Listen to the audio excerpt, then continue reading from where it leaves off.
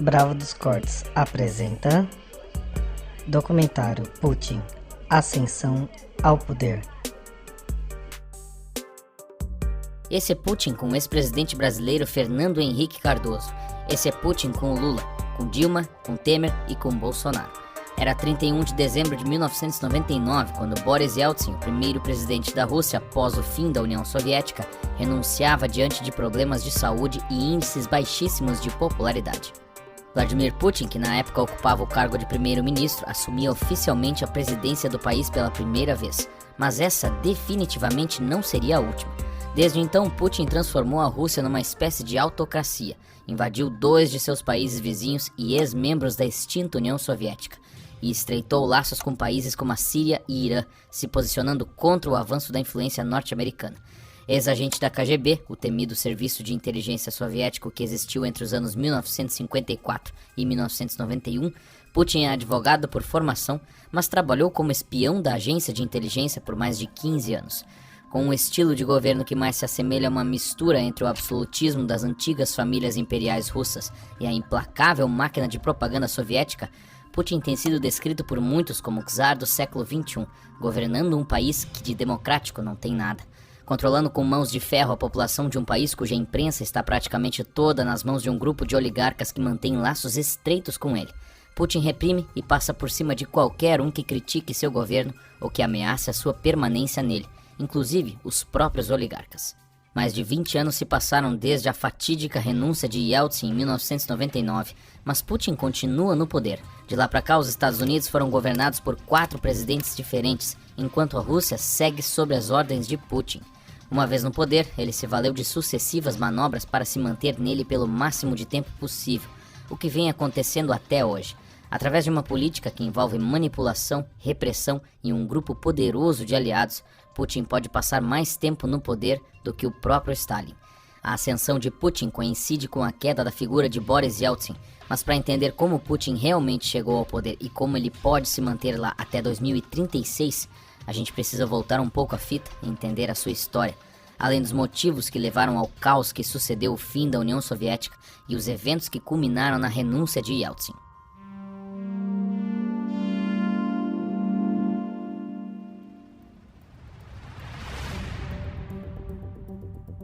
Putin nasceu em outubro de 1952 na ex-cidade soviética de Leningrado, hoje conhecida como São Petersburgo, 7 anos após o fim da Segunda Guerra Mundial.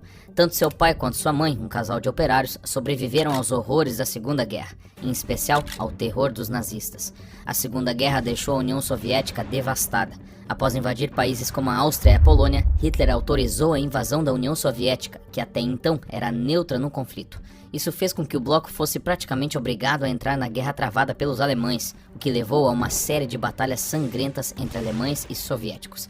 Ao lado da França, Inglaterra e Estados Unidos, a União Soviética fez parte dos Aliados, o grupo de países que juntos lutaram em vencer um eixo, grupo formado por Alemanha, Itália e Japão.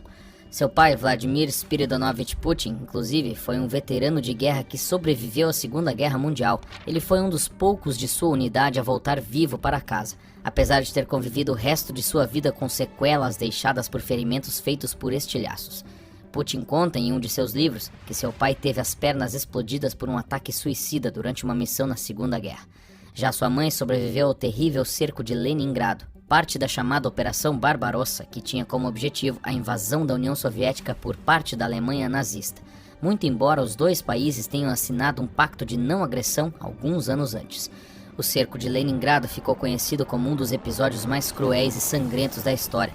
Ignorando totalmente o acordo firmado entre a Alemanha e a União Soviética 2 anos antes, Hitler autorizou a invasão da União Soviética em 1941. Dentre as razões que os nazistas utilizaram para justificar a invasão estava a expansão do espaço vital, um conceito diabólico elaborado pelos nazistas e utilizado diversas vezes como justificativa para invadir outros países ao longo do curso da Segunda Guerra Mundial. Na prática, a Alemanha não tinha condições de sustentar por muito mais tempo a guerra que ela mesma havia iniciado, e por isso precisava de muitos dos recursos presentes na União Soviética, como petróleo e minérios. Com isso, um dos alvos da Operação Barbarossa foi a cidade de Leningrado, onde os pais de Putin viviam na época. Após um tempo de luta armada, a estratégia dos alemães mudou e as ordens passaram a ser para cercar a cidade e impedir que qualquer coisa ou pessoa entrasse ou saísse de lá. O objetivo era matar os soviéticos de fome. Por quase 900 dias, Leningrado ficou sem acesso a comida ou água tratada. Uma terrível fome generalizada se instalou. Os adultos não conseguiam comer mais do que 250 gramas de pão por dia. A porção para crianças e idosos era menor ainda. Somado a isso, o rigoroso inverno russo contribuiu para que os que não morreram de fome ou sede morressem de frio. Durante o cerco de Leningrado, do qual a mãe de Putin sobreviveu, quase 1 milhão de pessoas morreram como consequência direta ou indireta das ações dos nazistas. O desespero foi tanto que nessa época foram registrados cerca de 2.000 casos de canibalismo. Em um dos livros que escreveu, Putin conta que sua mãe chegou a desmaiar de fome. As pessoas acharam que ela havia morrido e colocaram seu corpo junto aos outros corpos. Quando enfim ela acordou e, de acordo com Putin, por algum milagre, sobreviveu. Putin foi o mais novo de 3 irmãos, 2 dos quais morreram ainda na infância, antes de Putin nascer. E como a maioria dos cidadãos soviéticos da época, ele também nasceu em família pobre e teve uma infância bastante modesta, sem luxos. Putin vivia com seus pais em um pequeno cômodo de um apartamento compartilhado. Eles não tinham sequer água quente ou um banheiro minimamente decente. Usavam um banheiro que ficava perto de uma escada estragada e coberta de buracos. Como passatempo, ele e seus colegas perturbavam os ratos que viviam nas escadas de seu apartamento. Nessa época, Putin conta ter recebido uma lição sobre o que pode acontecer se você pressionar demais seus inimigos. Ele conta que uma vez viu um rato enorme e o perseguiu pelo corredor, até finalmente deixar o rato sem saída. Sem ter para onde ir, o rato pulou de volta nele. Ele conta que ficou surpreso e assustado, porque agora era o rato que perseguia ele. Sua mãe varria as ruas, limpava equipamentos de laboratório e fazia outros tipos de trabalho simples, em troca de quantias baixíssimas de dinheiro. Durante a infância, Putin foi uma criança extremamente temperamental. Ele costumava ignorar as atividades escolares, jogava apagadores em seus colegas e brigava com seu professor de educação física constantemente. Apesar de não ser um bom aluno nessa época, ele tinha um desempenho excepcional em história e alemão. Na 6ª série, seu desempenho melhorou significativamente, o que fez com que, durante o ensino médio, Putin se tornasse um aluno exemplar. Tanto que ele foi aceito numa escola prestigiada e logo se tornou um aluno além da média. Daí em diante, sua vida seria marcada por um alto desempenho em praticamente tudo o que se predispôs a fazer. Com o fim da guerra, em 1945, nascia uma nova ordem mundial com 2 superpotências que dominaram o cenário global pelas próximas 4 décadas. De um lado, os Estados Unidos, e do outro, a União Soviética. Era o início de um novo capítulo na história recente ao qual Putin assistiria em primeira mão.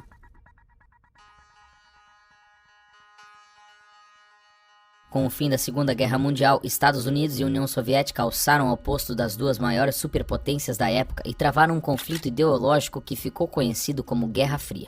Devido ao fato de os 2 países serem também as 2 maiores potências nucleares da época, um conflito por ar, terra ou mar se tornou impossível, com base no princípio da aniquilação mútua, onde numa guerra como essa não permitiria a existência de um vencedor. Por ter se envolvido em muitas brigas durante a adolescência, Putin acabou se dedicando aos esportes. Ele passou a lutar sambo, um esporte de combate desenvolvido pelo Exército Vermelho ainda nos anos 20, além de ter se tornado faixa preta em judô. Sua paixão pelo judô é tão grande que ele chegou até mesmo a escrever um livro inteiro sobre o assunto, com a ajuda de mais 2 escritores.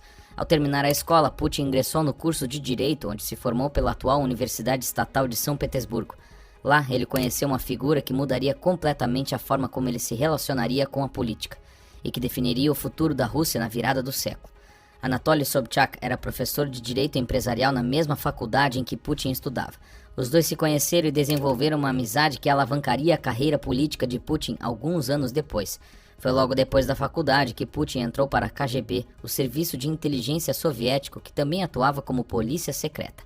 Seus anos de juventude coincidiram com o apogeu da União Soviética e o auge da Guerra Fria, marcada por disputas no campo da ciência e tecnologia, além da corrida armamentista e da corrida espacial. Durante esse período, agências de inteligência como a CIA e a KGB tinham um prestígio muito grande, por isso não é surpresa que o sonho de Putin, assim como o de muitos jovens soviéticos da época, fosse entrar para a KGB. O Comitê de Segurança do Estado, conhecido pela sigla KGB, foi o impiedoso serviço de inteligência soviético. Sua função era assegurar os interesses do Estado, fossem quais fossem.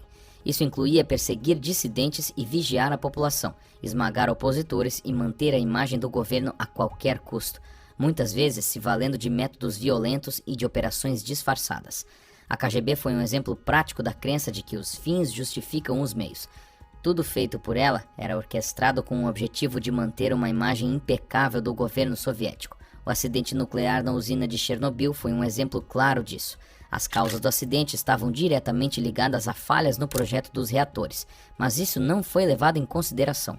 Além disso, o governo soviético tentou encobrir a situação com a participação ativa da KGB, mesmo o acidente podendo ter tido implicações sérias para outros países europeus, como a contaminação das águas que abasteciam boa parte da Europa. O acidente só foi levado a público quando altos níveis de radiação foram detectados na Suécia. Durante os anos em que esteve em atividade, entre 1954 e 1991, a KGB foi responsável por espionagem, tanto nacional quanto internacional, prisões, sequestros, atentados, assassinatos e muita desinformação. No auge, ela era considerada uma organização poderosíssima, considerada a maior polícia secreta e agência de espionagem do mundo. A KGB chegou a ter mais de 450 mil agentes e a União Soviética pode ter usado milhões de pessoas como informantes ao longo dos anos. Putin foi agente da KGB entre os anos de 1975 a 1991, onde trabalhou como espião para o governo soviético. Ele passou anos na então Alemanha Oriental, o lado leste da Alemanha controlado pela União Soviética com o fim da Segunda Guerra Mundial. Mas suas atividades nesse período são pouco documentadas e não se sabe exatamente o que ele fez nessa época. Mas é provável que ele tenha trabalhado em conjunto com organizações criminosas, fornecendo armas e outros equipamentos solicitados. Putin trabalhava na Alemanha Oriental quando viu em primeira mão o Muro de Berlim cair, em 1989. Era o fim do Império Soviético e o início de um novo capítulo do qual Putin não sabia, mas seria um dos personagens principais.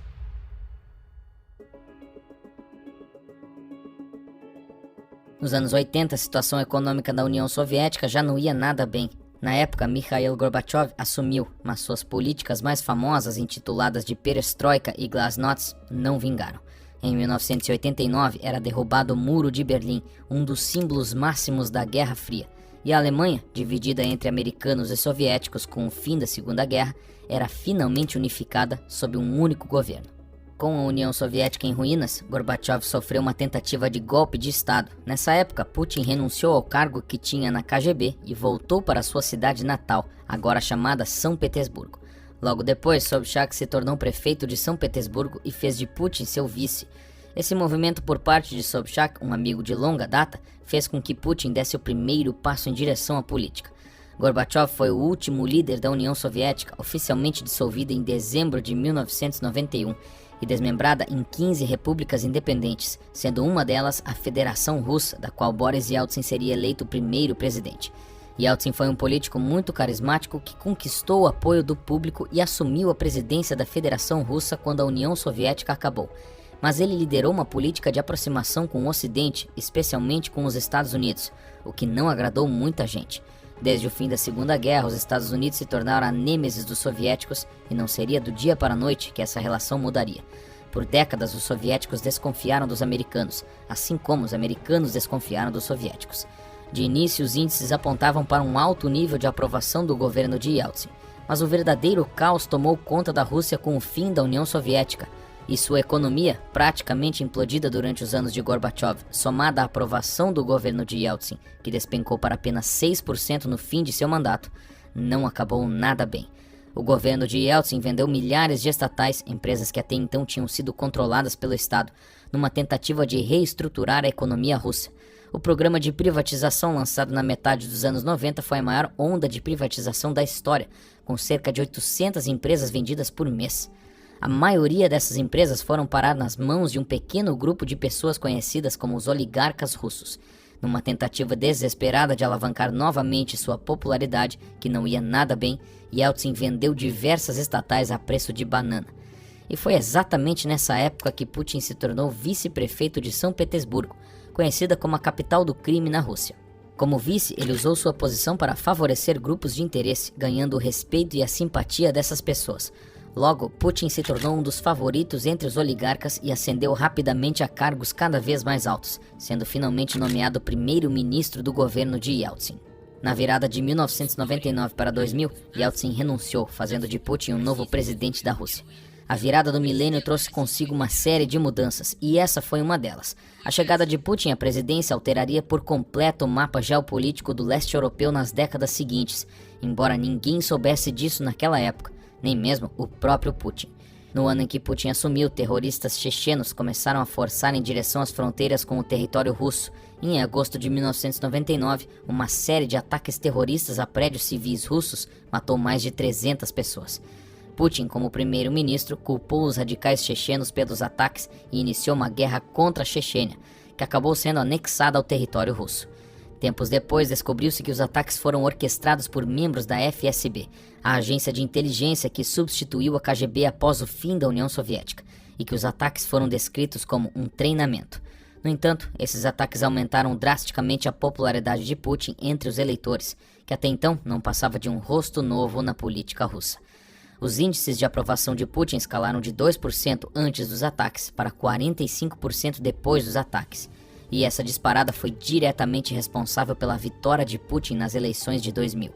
A partir daí, Putin começou a moldar a Rússia à sua maneira e a corrupção se tornou uma marca registrada do seu governo também. Mas ao contrário de Yeltsin, Putin subjugou os oligarcas, recompensando aqueles que ficassem ao seu lado e punindo os que resolvessem criticá-lo. Como as antigas estatais foram negociadas a preço de banana aos oligarcas russos, esse grupo passou a ter muito mais poder e influência do que deveria, inclusive na política. Especialmente porque eles passaram a controlar um aspecto-chave da sociedade, a mídia. No poder, Putin invadiu a Geórgia, a península da Crimeia e a Ucrânia. Mas não bastava assumir o poder, era preciso se manter nele. De acordo com a Constituição russa, o presidente só pode assumir por 2 turnos consecutivos. Mas ainda de acordo com a Constituição russa, não há um limite em relação ao número total de turnos que um presidente pode assumir. Putin assumiu de 2000 a 2004 e de 2004 a 2008. Depois disso, ele apontou Dmitry Medvedev como seu sucessor. Medvedev ganhou as eleições e apontou Putin como seu vice, numa clara troca de favores. Logo em seguida, Putin se candidatou novamente, ganhando com uma margem impressionante. Depois disso, ele conseguiu passar uma lei que pode manter ele no poder até 2036, que pode ser mais tempo do que Stalin passou no comando da União Soviética.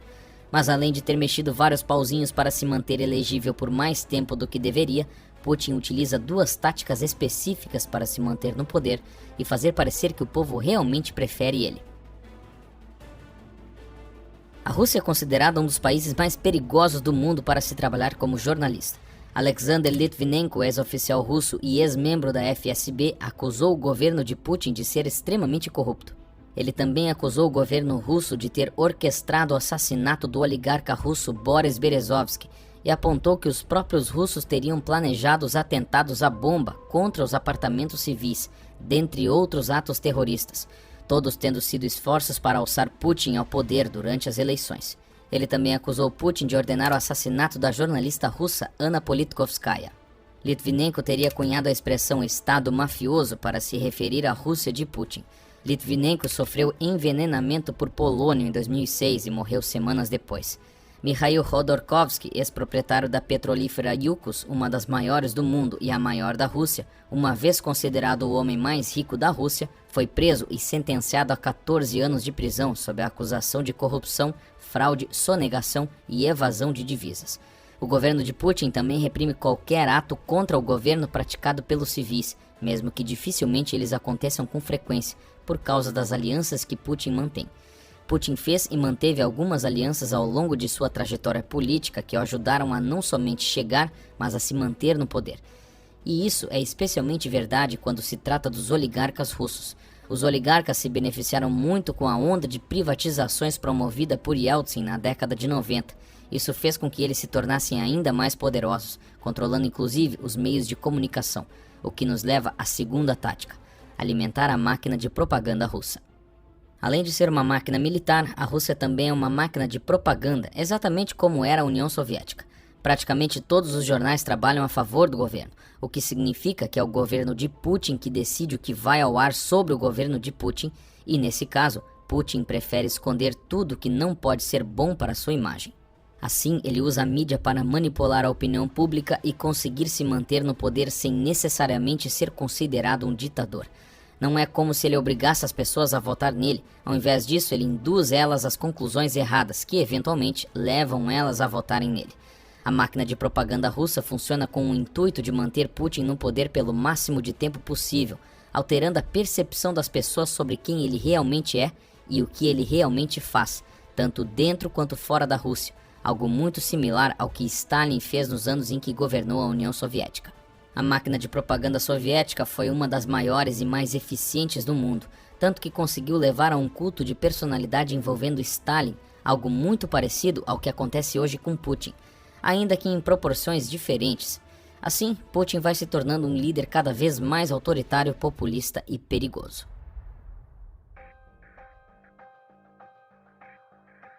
Putin diz que não ganha mais do que $140 mil por ano, o equivalente a menos de $12 mil por mês, e que tem um apartamento de pouco mais de 70 metros quadrados.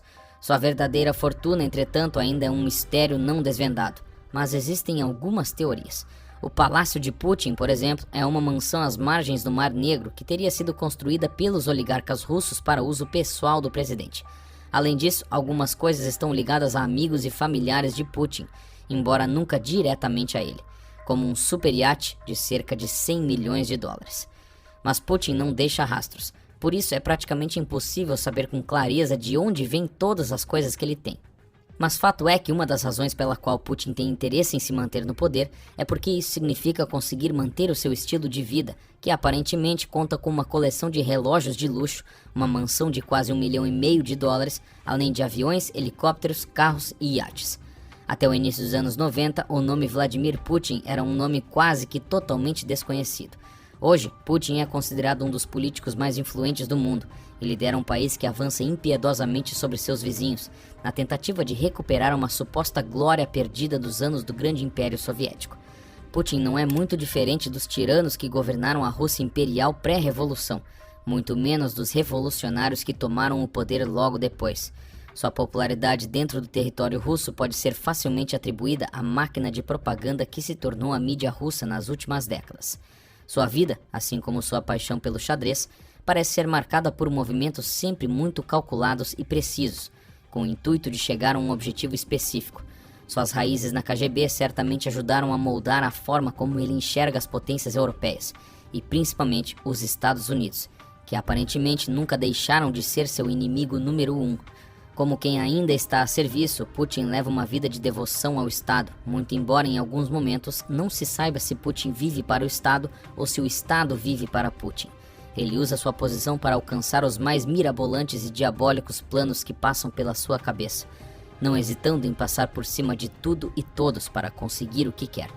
Resta saber se tudo isso tem sido feito para realmente reconquistar a glória política, que não se sabe ao certo se um dia a União Soviética realmente teve e até que ponto foi farsa, ou uma glória pessoal que Putin parece desesperado para conseguir desde os anos de juventude.